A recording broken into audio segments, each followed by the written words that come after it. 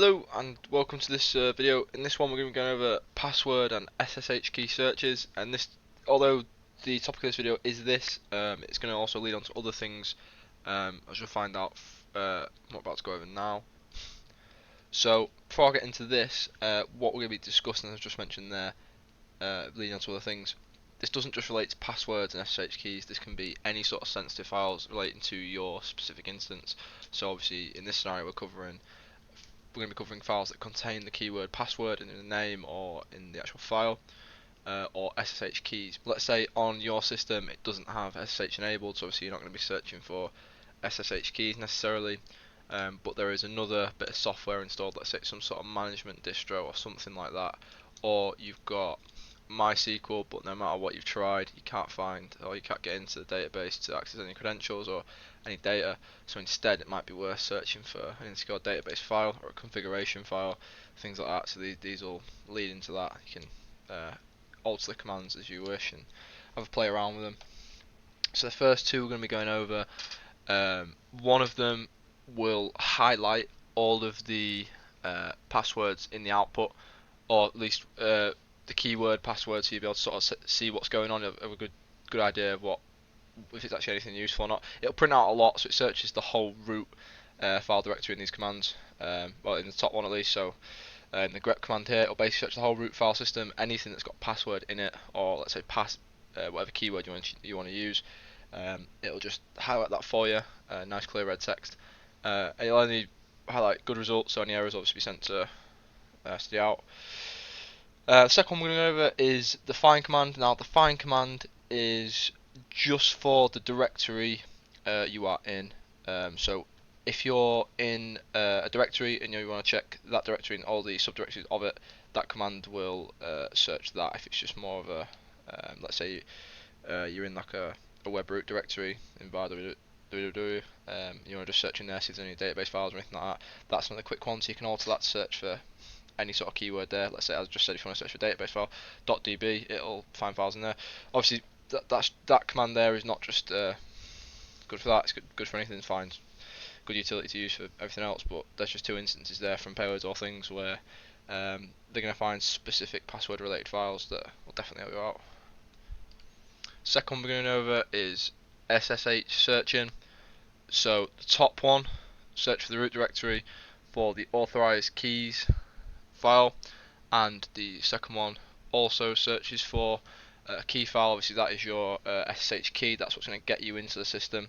Obviously whether or not that key file is protected by a password, that's not going to help you out with that, but it's definitely going to help you get a foothold onto the system as another user potentially, or maybe onto another system so you can pivot from there onto the machine. Yeah, we're going to go over some examples now.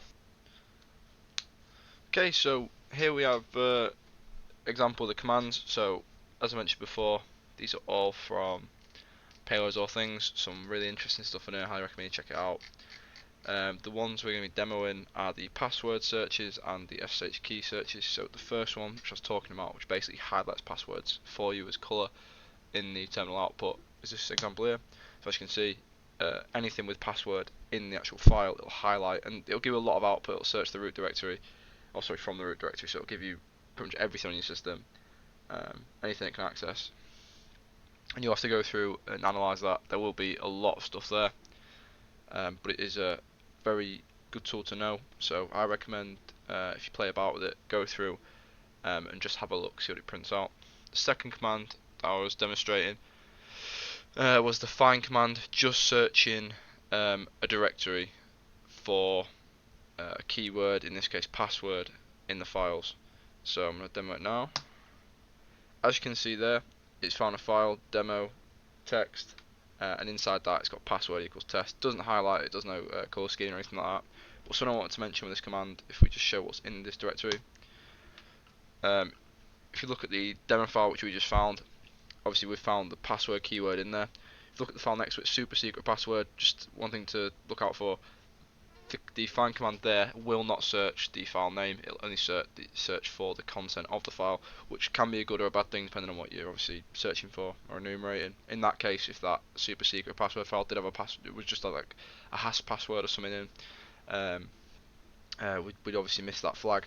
So it's always good to know other tools to enumerate. So in that case, we'd want to not only search for that in the file, but we want to search for the file names, things like that, as we're doing in these two at the bottom here. So first one is just searching for the ID underscore RSA keys. So it's found one in my downloads there from a box I was working on. Pretty simple, very basic, just search the root directory for it. They're all very fast.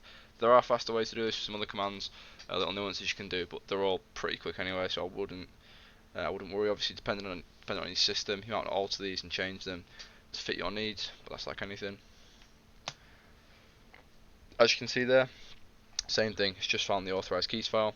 Very similar command, nothing too complex. If you do get confused with the commands that you're seeing, or in general, if you're not used to Linux, I will put a link in the description for a Linux web resource which will just break down the command that you put into it. So it'll tell you every single parameter, what it does, why things are there. So for instance, the find command, including the / that search from the root directory, things like that, it'll break it all down for you. To very easy to understand, very easy to read.